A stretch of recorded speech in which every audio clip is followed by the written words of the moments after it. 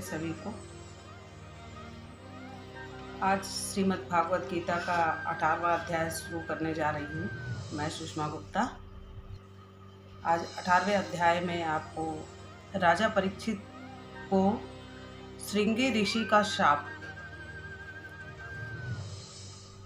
सूत जी कहते हैं, अद्भुत कर्मा भगवान श्री कृष्ण की कृपा से राजा परीक्षित अपनी माता की कोख में अश्वत्थामा को ब्रह्मास्त्र से जल जाने पर भी मरे नहीं।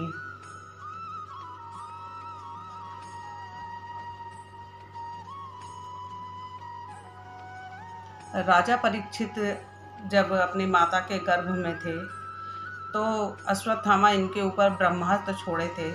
अश्वत्थामा के ब्रह्मास्त्र से भी वो मरे नहीं, क्योंकि भगवान ने उनको बचा लिया था।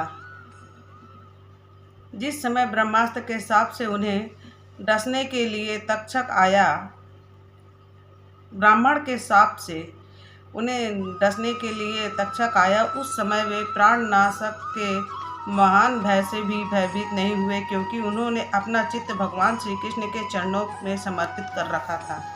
उन्होंने सबकी आसक्ति छोड़ दी। गंगा तट पर जाकर श्री सुखदेव जी से उपदेश ग्रहण किया और इस प्रकार भगवान के स्वरूप को जानकर अपने शरीर को त्याग किया। जो लोग भगवान श्री कृष्ण की लीला कथा कहते रहते हैं, उस कथामृत का पान करते रहते हैं और इन दोनों ही साधनों के द्वारा उनके चरण कमलों का स्मरण करते रहते हैं, उन्हें अंतकाल में भी मोह नहीं होता। जब तक पृथ्वी पर अभिमन्यु नंदन महाराज परीक्षित सम्राट रहे, तब तक चारों ओर व्याप्त हो जाने पर भी कलयुग का कुछ भी प्रभाव नहीं था।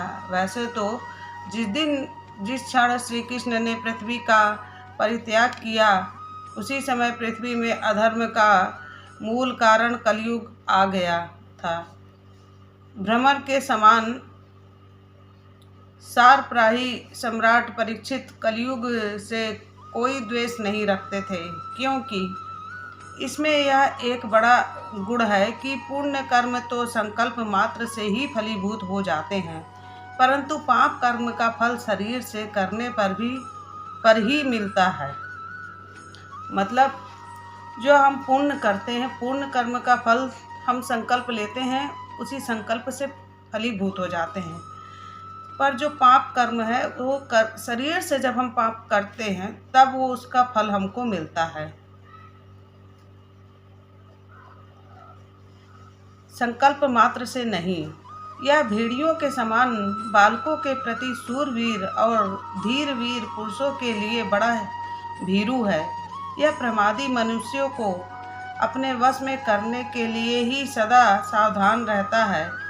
शौनकादि ऋषियों, आप लोगों को मैंने भगवान की कथा से युक्त राजा परीक्षित का पवित्र चरित्र सुनाया। आप लोगों ने यह पूछा था, भगवान श्री कृष्ण कीर्तन करने योग्य बहुत सी लीलाएं करते हैं, इसलिए उनके गुण और लीलाओं से संबंध रखने वाली जितनी भी कथाएं हैं, कल्याणकामी पुरुषों को उन सब का सेवन करना चाहिए। ऋषियों ने कहा, सौम्य स्वभाव सूत जी, आप युग युग जिए, क्योंकि मृत्यु के प्रवाह में पड़े हुए हम लोगों को आप भगवान श्री कृष्ण की अमृतमयी उज्जवल कीर्ति का श्रवण कराते हैं। यह करते करते उसके धुएं से हम लोगों का शरीर धूमिल हो गया है, फिर भी इस कर्म का कोई विश्वास नहीं है। इधर आप तो वर्तमान में ही भगवान श्री कृष्ण चंद्र के चरण कमलों का मादक और मधु पिलाकर हमें तृप्त कर रहे हैं। भगवत प्रेमी भक्तों के लव मात्र से सत्संग से स्वर्ग एवं मोक्ष की भी तुलना नहीं की जा सकती। फिर मनुष्यों के तुच्छ भोगों की तो बात ही क्या है। ऐसा कौन रस मर्मज्ञ होगा जो महापुरुषों के एकमात्र जीवन सर्वत्र श्री विष्णु श्री कृष्ण की लीला कथाओं से तृप्त हो जाए। समस्त प्राकृतिक गुणों से अतीत भगवान के अचिंत्य अनंत कल्याणमय गुणों का पार तो ब्रह्मा शंकर आदि भी बड़े बड़े योगेश्वर भी नहीं पा सके हैं। आप भगवान को ही अपने जीवन का ध्रुव तारा मानते हैं, इसलिए आप सत्पुरुषों के एकमात्र आश्रम भगवान के उदार और विशुद्ध चरित्रों का हम श्रद्धालु श्रोताओं के लिए विस्तार से वर्णन कीजिए। भगवान के परम प्रेमी महाबुद्धि परीक्षित ने श्री सुखदेव जी के उपदेश किए हुए जिस ज्ञान से मोक्ष रूप भगवान के चरण कमलों को प्राप्त किया, आप कृपा करके उसी ज्ञान और परीक्षित के परम पवित्र उपाख्यान का वर्णन कीजिए, क्योंकि उसमें कोई बात छिपाकर नहीं कही गई होगी और भगवत प्रेम की अद्भुत योग निष्ठा का निरूपण किया गया होगा। उसमें पद पद पर भगवान श्री कृष्ण की लीलाओं का वर्णन हुआ होगा। भगवान के प्यारे भक्तों को वैसा प्रसंग सुनने में बड़ा रस मिलता है। सुत जी कहते हैं, अहो विलोम जाति में उत्पन्न होने पर भी महात्माओं की सेवा करने के कारण आज हमारा जन्म सफल हो गया, क्योंकि महापुरुषों के साथ बातचीत करने मात्र से ही नीच कुल में उत्पन्न होने वाली मनोव्यथा शीघ्र ही मिट जाती है। फिर भी उन लोगों की तो बात ही क्या है जो सत्पुरुषों को के एकमात्र आश्रय भगवान का नाम लेते रहते हैं। भगवान की शक्ति अनंत है, वे स्वयं अनंत है। वास्तव में उनके गुणों की अनंतता के कारण ही उन्हें अनंत कहा गया है। भगवान के गुणों की क्षमता भी जब कोई नहीं कर सकता, तब उनसे बढ़कर तो कोई हो ही नहीं सकता है। उनके गुणों की यह विशेषता समझाने के लिए इतना कह देना ही पर्याप्त है कि लक्ष्मी जी अपने को प्राप्त करने की इच्छा से प्रार्थना करने वाले ब्रह्मादि देवताओं को छोड़कर भगवान के न चाहने पर भी उनके चरण कमलों की रज का ही सेवन करती हैं। ब्रह्मा जी ने भगवान के चरणों का प्रक्षालन करने के लिए जो जल समर्पित किया था, वही उनके चरण नखों से निकलकर गंगा जी के रूप में प्रवाहित हुआ। यह जल ब्रह्म महादेव जी सहित सारे जगत को पवित्र करता है। ऐसी अवस्था में त्रिभुवन में श्री कृष्ण के अतिरिक्त भगवान शब्द का दूसरा और क्या अर्थ हो सकता है। जिनके प्रेम को प्राप्त करने के लिए वीर पुरुष बिना किसी हिचक के देह गेह आदि की दृढ़ आसक्ति को छोड़ देते हैं और उस अंतिम परम हंस आश्रम को स्वीकार करते हैं, जिसमें किसी को कष्ट न पहुंचाना और सब ओर से उपशांत हो जाना ही स्वधर्म होता है। सूर्य के समान प्रकाशमान महात्माओं, आप लोगों ने मुझसे जो कुछ पूछा है वह मैं अपनी समझ के अनुसार सुनाता हूँ। जैसे पक्षी अपनी शक्ति के अनुसार आकाश में उड़ते हैं, वैसे ही विद्वान लोग अपनी अपनी बुद्धि के अनुसार श्री कृष्ण की लीलाओं का वर्णन करते हैं। एक दिन राजा परीक्षित धनुष लेकर वन में शिकार खेलने गए हुए थे। हिरणों के पीछे दौड़ते दौड़ते वे थक गए और उन्हें बड़े जोर की भूख और प्यास लगी। जब कहीं उन्हें कोई जलाशय नहीं मिला, तब वे पास के ही एक ऋषि के आश्रम में घुस गए। उन्होंने देखा कि वहां आंखें बंद करके शांत भाव से मुनि आसन पर बैठे हुए हैं। इंद्रिय, प्राण, मन और बुद्धि के निरुद्ध हो जाने से वे संसार के ऊपर उठ गए थे। जागृत, स्वप्न, सुषुप्ति तीनों अवस्थाओं से रहित निर्विकार ब्रह्म रूप तुरीय पद में वे स्थित थे। उनका शरीर बिखरी हुई जटाओं से और कृष्ण मृग चर्म से ढका हुआ था। राजा परीक्षित ने ऐसी ही अवस्था में उनसे जल मांगा, क्योंकि प्यास से उनका गला सूखा जा रहा था। जब राजाओं को वहाँ बैठने के लिए तिनके का आसन भी न मिला। किसी ने उन्हें भूमि पर भी बैठने को न कहा। अव्यर्थ और आदर भरी मीठी बातें तो कहाँ से मिलती। तब अपने को अपमानित सा मानकर वे क्रोध में के वश में हो गए। जब राजा परीक्षित मुनि के आश्रम में पहुँचे, प्यास उन्हें बहुत जोर से लगी थी और जब वहाँ पे जाकर उनके पानी मांगने से भी कोई उन्हें जवाब नहीं मिला, तब वो बहुत क्रोधित हुए। किसी ने पूछा भी नहीं कि आप बैठ जाइए। सौनक जी, वे भूख प्यास से छटपटा रहे थे, इसलिए एकाएक उन्हें ब्राह्मण के प्रति ईर्ष्या और क्रोध हो आया। उनके जीवन में इस प्रकार का यह पहला ही अवसर था। वहां से लौटते समय उन्होंने क्रोधवश धनुष की नोक से एक मरा सांप उठाकर ऋषि के गले में डाल दिया और अपनी राजधानी में चले आए। उनके मन में यह बात आई कि इन्होंने जो अपने नेत्र बंद कर रखे हैं, सो क्या वास्तव में इन्होंने अपनी सारी इंद्रियां वृत्तियों का निरोध कर लिया है, अथवा इन राजाओं से हमारा क्या प्रयोजन है। यूँ सोचकर इन्होंने झूठ मूठ का समाधि का ढोंग रच रखा है। राजा परीक्षित ने मुनि के गले में सांप उठा के डाल दिया मरा हुआ। वो ये सोचकर डाले कि ये ढोंग कर रहे हैं कि सच में ये अपने आसन में बैठे हुए हैं, ध्यान मग्न हैं। उन समीक मुनि का पुत्र बड़ा तेजस्वी था। वह दूसरे ऋषि कुमारों के साथ पास ही खेल रहा था। जब उस बालक ने सुना कि राजा ने मेरे पिता के साथ दुर्व्यवहार किया है, तब वह इस प्रकार कहने लगा, ये नरपति कहलाने वाले लोग उच्छिष्ट भोजी कौओं के समान संड मुसंड होकर कितना अन्याय करने लगे हैं।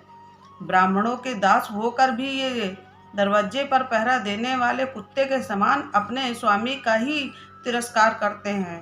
ब्राह्मणों ने क्षत्रियों को अपना द्वारपाल बनाया है।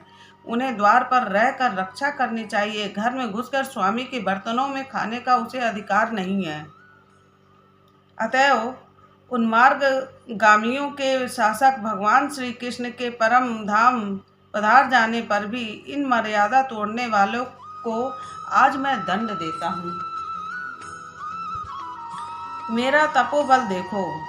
अपने साथी बालकों से इस प्रकार कहके क्रोध से लाल लाल आंखें वाले उस ऋषि कुमार ने कौशिकी नदी के जल से आचमन करके अपने वाणी रूप वज्र का प्रयोग किया। कुलंगार परीक्षित ने मेरे पिता का अपमान करके मर्यादा का उल्लंघन किया है, इसलिए मेरी प्रेरणा से आज के 7वें दिन उसे तक्षक सर्प डस लेगा।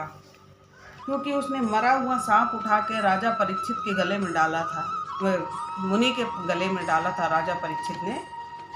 तो उनके पुत्र बड़े क्रोधित हुए मुनि के और उनको श्राप दिया कि तक्षक सांप आज से 7 दिन बाद डस लेगा। इसके बाद वह बालक जब अपने आश्रम पर आया और अपने पिता के गले में सांप देखकर उसे बड़ा दुख हुआ, वह दहाड़ मारकर रोने लगा। विप्रवर सौनक जी, समीक मुनि ने अपने पुत्र का रोना चिल्लाना सुनकर धीरे धीरे अपने आँखें खोली और देखा कि उनके गले में एक मरा सांप पड़ा है। उसे फेंककर उन्होंने अपने पुत्र से पूछा, बेटा तुम क्यों रो रहे हो? किसने तुम्हारा अपकार किया है? उनके इस प्रकार से पूछने पर बालक ने सारा हाल कह दिया।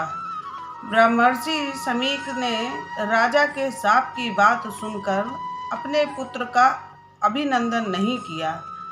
उनकी दृष्टि में परीक्षित शाप के योग्य नहीं थे। उन्होंने कहा, ओह मूर्ख बालक, तूने बड़ा पाप किया है। खेद है, उनकी थोड़ी सी गलती के लिए तूने उनको इतना बड़ा दंड दिया। तेरी बुद्धि अभी कच्ची है। तुझे भगवान स्वरूप राजा को साधारण मनुष्यों के समान नहीं समझना चाहिए, क्योंकि राजा के दुस्साहस तेज से सुरक्षित और निर्भय रहकर ही प्रजा अपना कल्याण संपादन करती है। जिस समय राजा का रूप धारण करके भगवान पृथ्वी पर नहीं दिखाई देंगे, उस समय चोर बढ़ जाएंगे और आरक्षित भेड़ों के समान एक क्षण में ही लोगों का नाश हो जाएगा। राजा के नष्ट हो जाने पर धन आदि चुराने वाले चोर जो पाप करेंगे, उसके साथ हमारा कोई संबंध न होने पर भी वह हम पर भी लागू होगा, क्योंकि राजा के न रहने पर लुटेरे बढ़ जाते हैं और वे आपस में मारपीट गाली गलौज करते हैं, साथ ही पशु, स्त्री और धन संपत्ति भी लूट लेते हैं। मुनि ने अपने बालक को समझाया कि राजा के न रहने पर कितना अन्याय होता है, कितना चोरी होती है, बदमाशी होती है। उस समय मनुष्यों का वर्णाश्रमचार युक्त वैदिक आर्य धर्म लुप्त हो जाता है। अर्थ, लोभ और काम वासना के विवश होकर लोग कुत्तों और बंदरों के समान वर्ण संकर हो जाते हैं। सम्राट परीक्षित तो बड़े ही यशस्वी और धनुर्धर हैं। उन्होंने बहुत से अश्वमेध यज्ञ किए हैं और वे भगवान के परम प्यारे भक्त हैं। वे ही रात्रि भूख प्यास के व्याकुल होकर हमारे आश्रम पर आए थे। वे शाप के योग्य कदापि नहीं हैं। इस नासमझ बालक ने हमारे निष्पाप सेवक राजा का अपराध किया है। मुनि अपने बालक को डांट रहे हैं और बोल रहे हैं, इसने राजा का अपराध किया, उसकी छोटी सी गलती के लिए इतना बड़ा श्राप दे दिया। सर्वात्मा भगवान कृपा करके इसे क्षमा करे। भगवान के भक्तों में भी बदला लेने की शक्ति होती है, परंतु वे दूसरों के द्वारा किए हुए अपमान, धोखेबाजी, गाली गलौज, आक्षेप और मारपीट का कोई बदला नहीं लेते। महामुनि, समीक को पुत्र के अपराध पर बड़ा पश्चाताप हुआ। तब राजा परीक्षित जो उनका अपमान किया था, उस पर तो उन्होंने ध्यान ही नहीं दिया। जो राजा परीक्षित ने उनके गले में सांप डाल दिया था, ऋषि ने उस पर ध्यान ही नहीं दिया। उन्होंने उल्टा अपने पुत्र को डांटा। महात्माओं का स्वभाव ऐसा ही होता है कि जगत में जब दूसरे लोग उन्हें सुख दुख द्वंद्वों में डाल देते हैं, तब भी वे प्रायः हर्षित या व्यथित नहीं होते, क्योंकि आत्मा का स्वरूप तो गुणों से सर्वथा परे है। आज का ये 18वां अध्याय पूर्ण हुआ। सभी को राधे राधे।